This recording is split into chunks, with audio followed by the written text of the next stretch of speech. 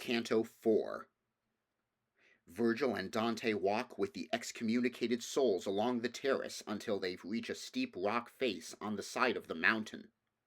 The poets enter the second terrace of Ante-Purgatory, which is occupied by the late repentant, the first subgroup of which are the indolent. The Florentine instrument maker Belacqua explains to them that, although such souls remained within the bosom of the Church, they chose a tardy repentance and must now endure a delay equal in length to the duration of their earthly lives before being pardoned. Dante wonders why the sun is always on their left, and Virgil explains the paradox to him. Whenever by delight or else by pain that seizes any faculty of ours, wholly to that the soul collects itself, it seemeth that no other power it heeds, and this against that error is which thinks one soul above another kindles in us. And hence, whenever aught is heard or seen which keeps the soul intently bent upon it, time passes on, and we perceive it not, because one faculty is that which listens, and other that which the soul keeps entire. This is as if in bonds, and that is free. Of this I had experience positive in hearing and in gazing at that spirit, for 50 full degrees uprisen was the sun, and I had not perceived it, when we came to where those souls with one accord cried out to us, Here is what you ask. A greater opening oft times hedges up with but a little forkful of his thorns the villager. What time the grape embrowns, then was the passageway through which ascended only my leader and myself behind him. After that company departed from us.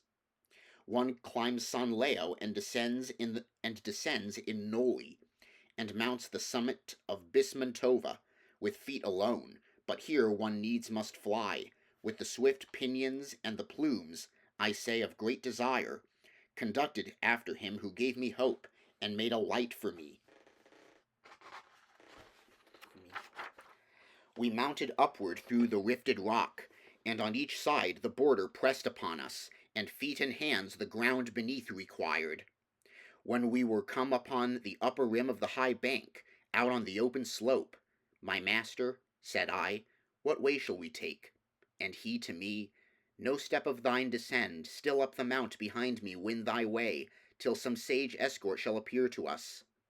The summit was so high it vanquished sight, and the hillside precipitous, far more than line from middle quadrant to the center. Spent with fatigue was I, when I began, O my sweet father, turn thee and behold how I remain alone, unless thou stay.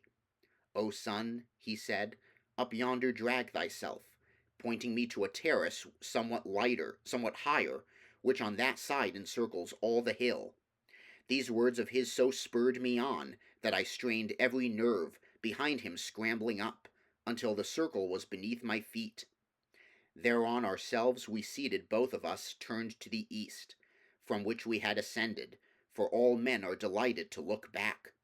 To the low shores mine eyes I first directed, then to the sun uplifted them, and wondered that on the left hand we were smitten by it. The poet well perceived that I was wholly bewildered, and the chariot of the light, where twixt us and the Aquilon it entered. At the chariot of the light, where twixt us and the Aquilon it entered. Whereon he said to me, If Castor and Pollux were in the company of yonder mirror, that up and down conducteth with its light, thou wouldst behold the zodiac's jagged wheel revolving still more near unto the bears, unless it swerved aside from its old track. How that may be wouldst thou have power to think, collected in thyself, imagine Zion together with this mount on earth to stand, so that they both one sole horizon have, and hemispheres diverse, whereby the road which Phaeton, alas, knew not to drive.